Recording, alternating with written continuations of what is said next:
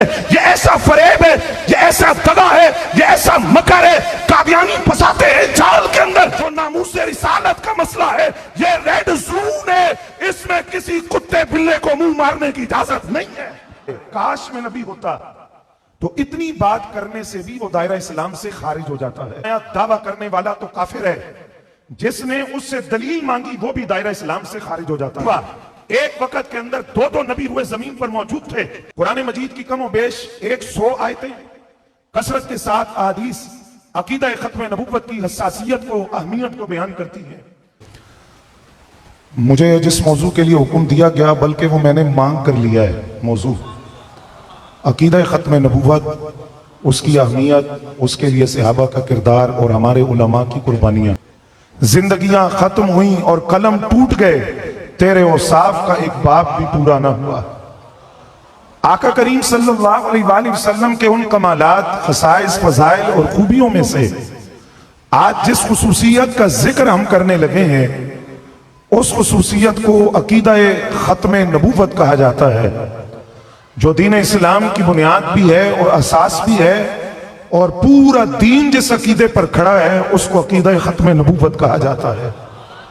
یہ اتنا حساس عقیدہ ہے، اتنا اہم عقیدہ ہے کہ امام علیوی رحمۃ اللہ تعالی علیہ آپ فرماتے ہیں، ایک تو ہے کسی بندے کا دعویٰ کرنا کہ میں نبی ہوں، اس دعوے سے تو وہ دائرہ اسلام سے خارج ہو جائے گا، لیکن اگر کوئی بندہ یہ کہتا ہے کہ کاش میں نبی ہوتا، تمنا کا اظہار کرے کاش میں نبی ہوتا، تو اتنی بات کرنے سے بھی وہ دائرہ اسلام سے خارج ہو جاتا ہے۔ سراج الامہ، امام الائمہ، امام اعظم ابو حنیفہ رحمۃ اللہ تعالی علیہ، آپ سے سوال ہوا کہ اگر کوئی بندہ یہ دعویٰ کرے کہ میں نبی ہوں اور دوسرا آدمی اس سے کہے کہ اپنی نبوت پر دلیل دے تو کیا حکم ہے؟ آیا دعویٰ کرنے والا تو کافر ہے، جس نے اس سے دلیل مانگی وہ بھی دائرہ اسلام سے خارج ہو جاتا ہے، کیونکہ اس کے دلیل مانگنے کا مقصد یہ ہے کہ اس کے ذہن کے اندر، دل کے اندر، دماغ کے اندر، کسی کونے خدرے میں یہ بات موجود ہے کہ نبی علیہ السلام کے بعد بھی کوئی نبی آ سکتا ہے، ورنہ وہ نبوت کے دعوے دار سے دلیل طلب نہ کرتا۔ قرآن مجید کی کم و بیش 100 آیتیں، کثرت کے ساتھ احادیث عقیدہ ختم نبوت کی حساسیت کو، اہمیت کو بیان کرتی ہیں۔ آقا کریم صلی اللہ علیہ وآلہ وسلم نے ارشاد فرمایا، اللہ نے مجھے 6 باتوں کے اندر فضیلت عطا فرمائی، باقی انبیاء کرام پر 6 باتوں کے اندر۔ پہلی بات، اللہ نے مجھے رعب اتنا دیا کہ اگر میرا دشمن 1 مہینے کی مسافت پہ دور بیٹھا ہو تو وہاں بھی میرا رعب اس پر طاری ہو جاتا ہے۔ دوسری بات، فرمایا اللہ نے میرے لیے مال غنیمت کو حلال قرار دے دیا۔ پہلی امتوں کے اندر جنگ سے جو مال حاصل ہوتا وہ اس کو استعمال نہیں کر سکتے تھے، آگ آ کر جلا کر راکھ کر دیتی، لیکن اس امت کے لیے مال غنیمت کو حلال قرار دیا گیا۔ پھر فرمایا اللہ نے پوری روئے زمین کو میرے لیے مسجد بنا دیا۔ پہلے جو عیسائی یا یہودی تھے، کلیساؤں کے اندر، گرجوں کے اندر جا کر جب تک عبادت نہیں کرتے تھے ان کی عبادت قبول نہیں ہوتی تھی، لیکن اللہ نے سمت کے لیے پوری روئے زمین کو مسجد بنایا۔ پھر فرمایا اللہ نے مجھے جامع کلمات کی صفت عطا کی ہے، بات مختصر ہوتی ہے، معنی بہت بڑا ہوتا ہے۔ پھر فرمایا ارسلت الی الخلق کافہ، اللہ نے مجھے تمام مخلوقات کی طرف رسول بنا کر بھیجا۔ اس پر میں تھوڑی آپ کی توجہ چاہوں گا۔ آقا کریم صلی اللہ علیہ وآلہ وسلم سے پہلے جو نبی اور رسول آئے، خاص علاقے کی طرف، خاص قوم کی طرف، خاص وقت کے لیے جب ایک نبی تشریف لے جاتے دوسرے نبی تشریف لاتے۔ کبھی ایسا بھی ہوا ایک وقت کے اندر 2 نبی روئے زمین پر موجود تھے، ایک نبی جب جاتے دوسرے نبی آتے، کلمہ بدل جاتا، پہلے نبی کا نام کلمے سے نکل کر بعد میں آنے والے نبی کا نام کلمے میں شامل ہوتا۔ انبیاء مخصوص علاقوں کے لیے، مخصوص زمانوں کے لیے، مخصوص وقت کے لیے آتے تھے، لیکن جب نبوت کے بدر کمال آئے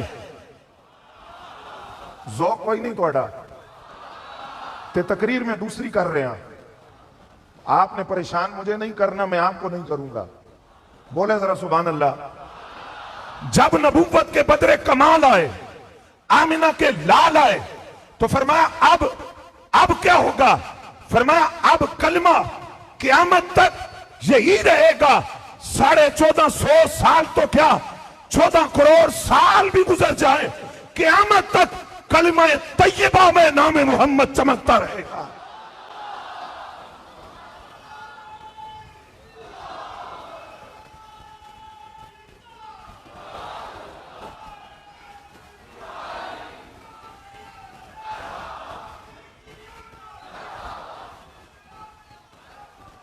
توجہ ہے حضرات آپ کی.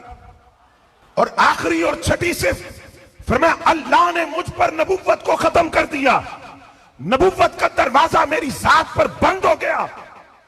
پھر دوسری حدیث فرمایا میری اور مجھ سے پہلے انبیاء کی مثال اس طرح ہے جس طرح کسی بندے نے بلڈنگ بنائی, بلڈنگ بڑی خوبصورت تھی, دیکھنے والا آیا, اس نے کہا عمارت بڑی سونی ہے, ایک اینٹ کی جگہ باقی ہے, اینٹ لگ جائے عمارت مکمل ہو جائے.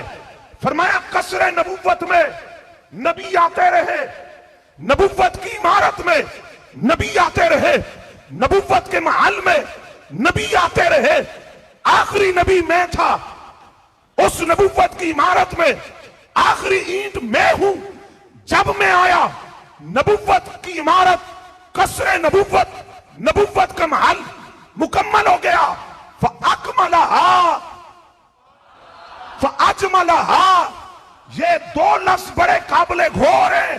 کیوں؟ جب حضرت غزالی زمانے یہی حدیث بیان کی تو ایک قادیانی اٹھ کر کھڑا ہوا, اس نے کہا جناب یہ بات مان لی کہ نبوت کی عمارت مکمل ہو گئی, لیکن عمارت جب بنتی ہے تو اس پہ پلستر بھی تو ہوتا ہے, تو آپ مرزا کو پلستر کی جگہ دیں. فرمایا تو نے حدیث نہیں پڑھی؟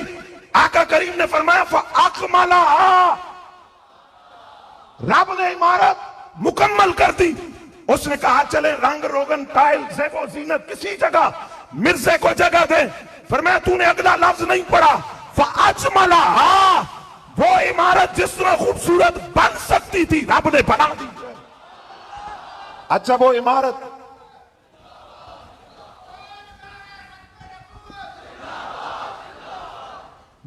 خوبصورت کیسے بنی؟ فرمایا کوئی آیا روح اللہ بن کر, کوئی آیا صفی اللہ بن کر, کوئی آیا خلیل اللہ بن کر, کوئی ذبیح اللہ بن کر, کوئی کلیم اللہ بن کر. عمارت خوبصورت بنتی گئی اور اس کی خوبصورتی مکمل ہو گئی جب روح کائنات آئے, جب جانے کائنات آئے, جب مرکز کائنات آئے, جب حیات کائنات آئے, جب مبدأ کائنات آئے, جب وجہ تخلیق کائنات آئے, تو عمارت مکمل بھی ہو گئی ہے اور سونی بھی ہو گئی ہے.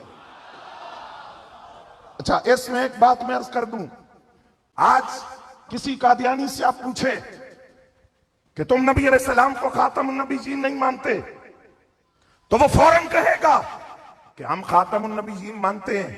خاتم النبیین کا لفظ تو مانتے ہیں, اس کا مطلب نہیں مانتے. بات سمجھے آپ؟ لفظ مانتے ہیں, مطلب نہیں مانتے. کیسے؟ خاتم النبیین کا معنی ہے آخری نبی, جن کے بعد کوئی نبی آ سکتا, کوئی رسول آ سکتا. لیکن قادیانی اور مرزائی کہتے ہیں خاتم النبیین کا معنی ہے نبوت کی مہر لگانے والا.